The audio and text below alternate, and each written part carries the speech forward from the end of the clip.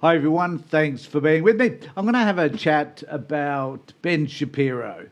Now, Ben's initials stand for who he is, and that's BS. I'm going to talk about all of his BS in just a moment.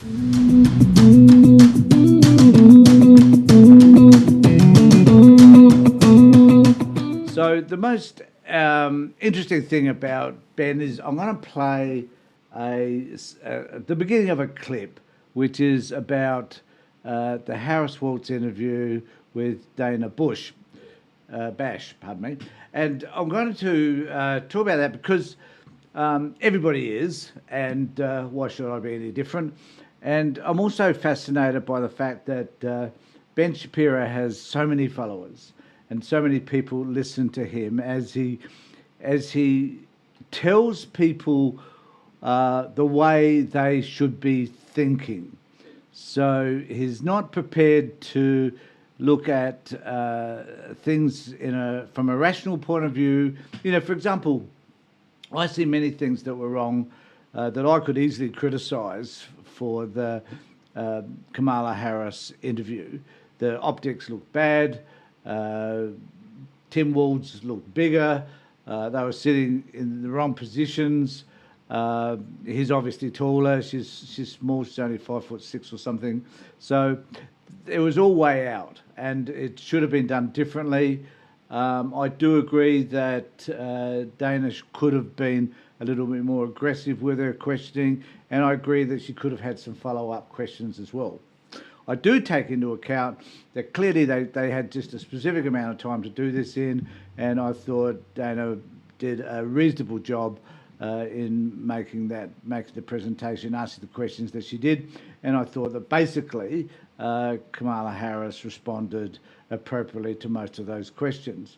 There will always be controversies about how she's changed, how she's what the right would say, she's flip-flopped, but I think in essence it wasn't an interview that did her any harm, probably did her a little bit more good than harm, but the response from the right wing has been the response of a political party that are now becoming fearful that they will lose an unlosable election just a couple of months ago.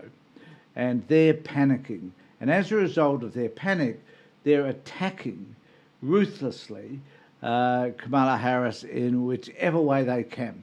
One of the other criticisms, incidentally, was that Tim Walz just sat there for most of the time and he didn't say anything. And the reason for that was that Dana didn't ask him any questions, apart from two questions, I think, in relation to his comments around his military service and some of the things that he said about that, and also about his son's response, Gus's fantastic response around, "This is my dad." So I'm going to play just a snippet of Ben Shapiro's BS because it fascinates me that no one on the right can see or comment about how terrible Donald Trump is in comparison. They're silent on the fact that Trump is the worst person to interview. So even though he does all these interviews, he does them with Dr. Phil, he does them with podcasters left, right and centre, he makes himself available. And that they criticise Kamala Harris, as does BS here, because of her word salad, as they put it. And I don't think there was any word salad at all in what she had to say.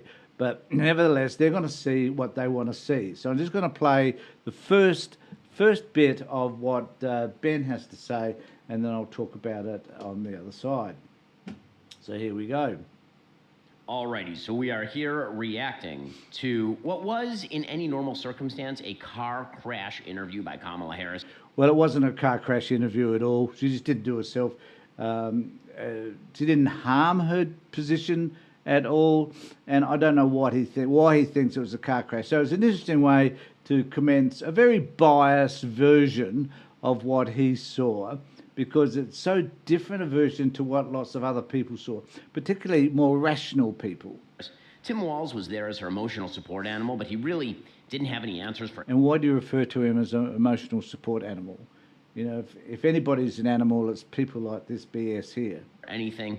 He kind of sat there silently. The entire setup of the interview was bizarre. Dana Bash did a horrifyingly bad job. She would ask a kind of tough question only to never follow it up, just abandon the thread. So there was no actual pushback when Kamala Harris or Tim Walz lied. Before we go any further, I want to remind you that we do have a special deal going on over at Daily Web. Is actually by Kamala Harris that are going to be used in campaign ads. And that really is the measure of the interview, because as an interview, it was really boring. Not a lot happened, actually, during the interview.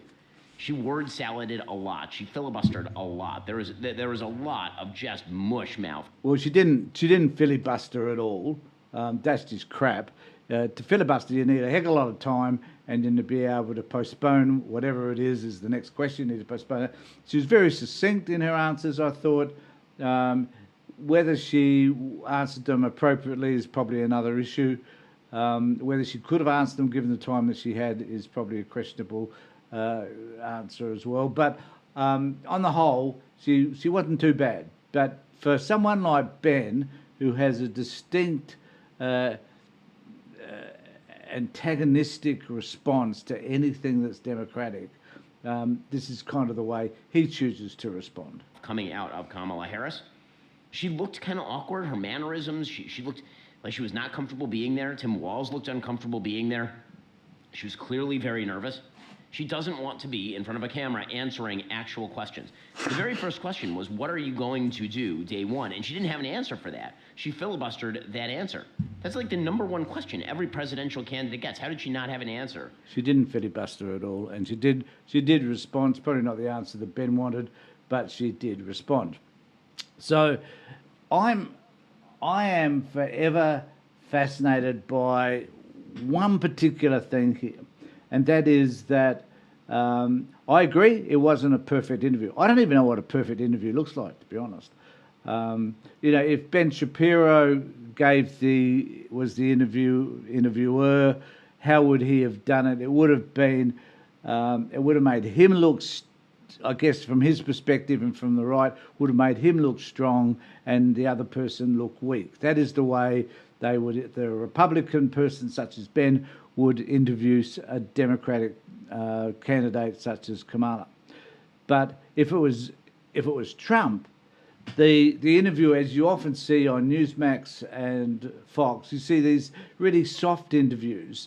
And when you're talking about filibustering, Ben, all you do see from Trump is filibuster. He just talks and he rants and he goes off on tangents and he's just unbelievably boring to listen to. And he's the worst. He gives the worst response to questions of anybody I've ever seen. At least Kamala was a little bit more specific in the response to the questions that she was asked. Now, Donald Trump doesn't know how to answer questions.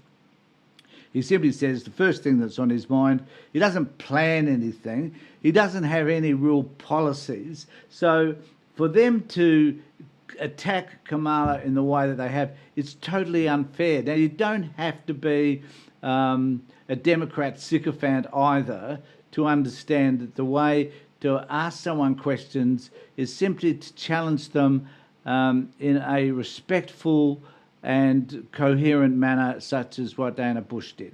That's all you have to do.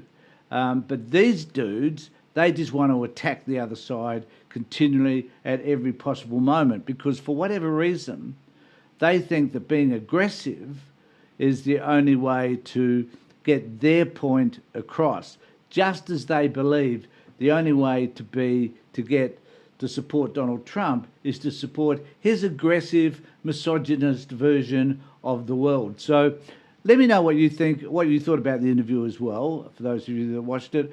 And what do you think about the way the right wing have responded to Kamala's interview? Because I've watched both sides now, and I think that on the whole, Ben Shapiro is at the extreme right end. You can tell by the way he just starts off by attacking, saying it was a train wreck.